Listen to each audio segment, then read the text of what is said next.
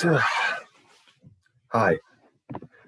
Hi everyone. If you don't know who I am, my name is Justin Wynn. I've been a Science NHS member since 2020. Sorry, I look really tired. I stayed up till 11:30 last night. Yeah. This is my science lecture. It is over whether or not gravity is a force and why science might say otherwise. I'm just kidding, Miss Eric. I'm just kidding. I'm just kidding. This is a joke. Joke. Yeah, Fg equals mg. Yeah. So my real lecture is, does milk actually help you grow taller? Yes, today we're gonna find out whether or not your parents were actually right or completely wrong. I hope they're completely wrong. So some obvious facts. So your genes are a huge part and probably the most important part of what makes you grow taller. And that, along with good nutrition and exercise, there will greatly hinder or benefit your height, especially during your times of rapid growth, like when you like from ages 1 to 2 or puberty. Now, there is one myth that I'd like to um, dissolve. I don't know. Lifting weights do not stunt growth. There is no scientific proof that that happens. However, you you really shouldn't lift weights until your body has developed a little bit, because there might be too much strain on your muscles and bones. So, oh right, yeah. Yes, that's Shaquille O'Neal, a 7 foot tall, and that's Charizard, 5'7". One of them has better genes than the other. Can Shaq ride on a Charizard? No. So how does a person grow? Usually, for a female, their greatest period of growth is between ages 9 and 16. And for a male, it's 13 through 21. So in this time, your bones increase in length because of your growth plates. They're expanding, and they're called the epiphysis. I don't know how to, I don't, that might be the wrong pronunciation. And towards the end of puberty, the plates fuse together, and then your growing will come to a stop. Usually, the bones in your hands and your feet, they'll stop first, and then your spine will be the last one. Your growth hormone, made in the pituitary gland, is the most essential hormone when you deal with height. It kind of controls your um, your growth and the pace that you grow. And then the thyroid hormone with your testosterone or estrogen, depending on what you are, they're crucial to your growing too. And I think every boy and every girl who's dated in middle school has dealt with same problem our couples dealing with up there. I know I didn't, but some people have. Why am I short? I'm not short for the average Asian male in their teens living in Texas. But, people might be asking why they're short. So if you're short, I mean, first look at what genes you have. And you could have a growth hormone deficiency.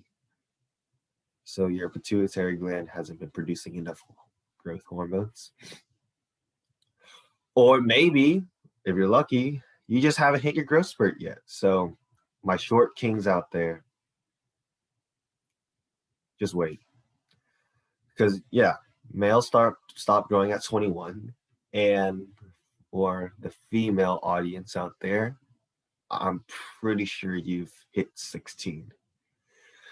So it is what it is. And there are medications to increase the amount of growth hormones you have, or you could just have a surgery to synthetically stretch your bones so you can be taller. Or maybe today's topic, maybe milk. But most importantly, it's okay to be short. So the benefits of milk, I think it's most famous, other than the growing thing, that milk is known for its calcium, which is true. Milk is very rich in calcium. And this is what leads many people to think is why it's associated with growth. Because, the bones makes the bones stronger, might make the bones grow. However, milk is also a great source of vitamin B, vitamin D, phosphorus, potassium, and it also has good protein in it. Yeah, so it's great. Tastes good. And then milk and other dairy products could help prevent osteoporosis, which is it's a disease in your bones where it's a disease where you lose too many bones, and it can help prevent bone fractures. So, does milk contribute to growth, or how does it? Milk is a major source of calcium, so it helps the bones get stronger, and it does help influence your height just a little bit because your bones won't be fragile. Milk does contain a protein called insulin-like growth factor 1, also known as IGF-1.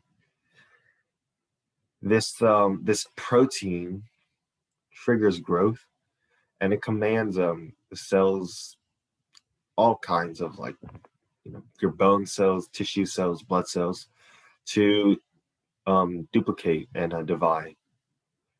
However, that might not always be a good thing because there's some cells you wouldn't want to get more of. So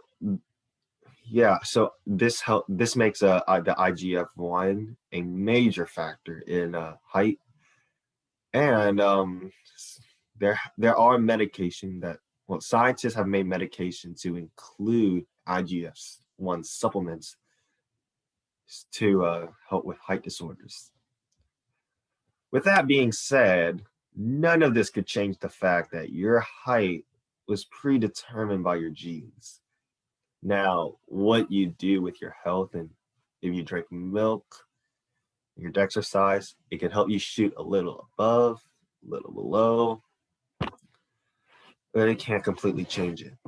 Like, for example, my potential height was 5'8", and right now I'm 5'9" and a little bit.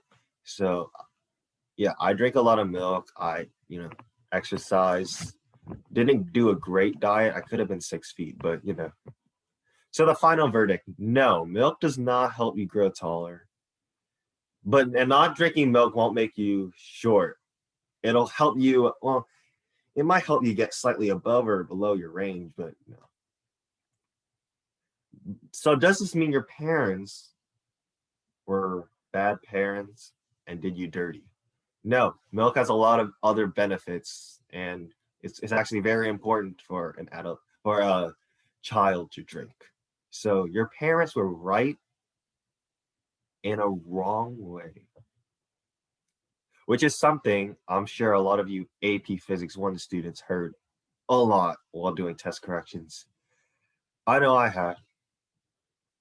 Torque test, March. Thank you for listening to my TED Talk, and I will stop this.